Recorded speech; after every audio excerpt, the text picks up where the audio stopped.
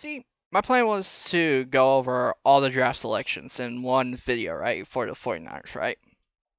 But an LSU player got drafted, and I know a lot about these LSU players that were part of this draft class, and I think I can explain a bit more about why Ty Davis Price was selected for the 49ers. Well, first off, is it a weird pick? I I will say yes, just for as a third rounder. I did expect him to be a 49er. I just didn't expect him to be drafted where he was drafted. But and that's basically just because just the thought process of you drafted two running backs last year. One was a third rounder, one was a sixth rounder. Trey Sermon is still a question mark. But with how the running back room is, they needed a person like Ty Davis Price. A lot of injuries. Elijah Mitchell doesn't even practice most of the time. As I said before, Trey Sermon, I just saw a video saying he may not even be a fit for the system. And then you got JaMychal Hasty. So just very weird, and you need all the help you can get, and Ty Davis Price is that. He he averaged almost 5 yards a carry his last year at LSU in an offense that was just straight horrible, with a line that fluctuated in how good it was. Believe me, I watched the full season and watched highlights of it leading up to this draft just to see players. And averaging almost 5 yards a carry in this system is a accomplishment in my opinion. So, with that potential, an offense like the 49ers with the addition of Anthony Lynn, if he can develop right, he could be a good player for the 49ers. And I think it will be easy for him to develop because of the type of runner he is. He is an inside zone runner that is very physical, likes to go for the hits. Talent that was drafted ahead of him, he basically knocked him down.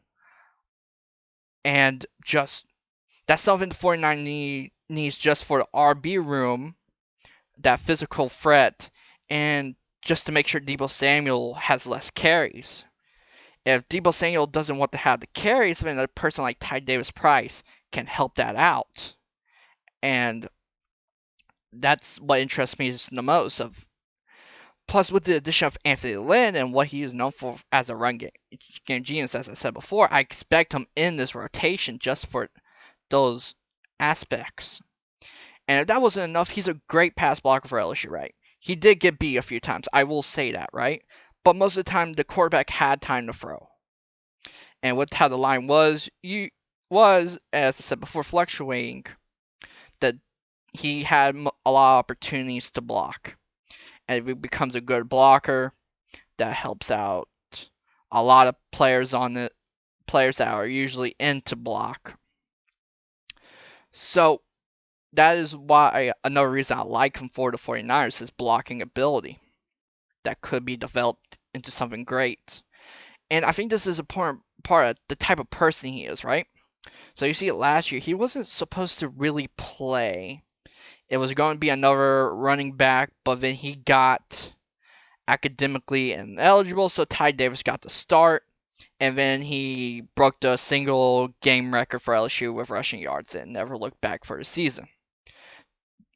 A player getting the opportunity and then never looking back when he wasn't even supposed to get these opportunities is someone I think the 49ers really like, and that mentality of keeping that spot. So I will say this: a third round pick he is not a third round pick in my opinion. If the 49ers were to get him fourth or fifth, then yes, right? But third round is weird. I get that with the needs the 49ers have.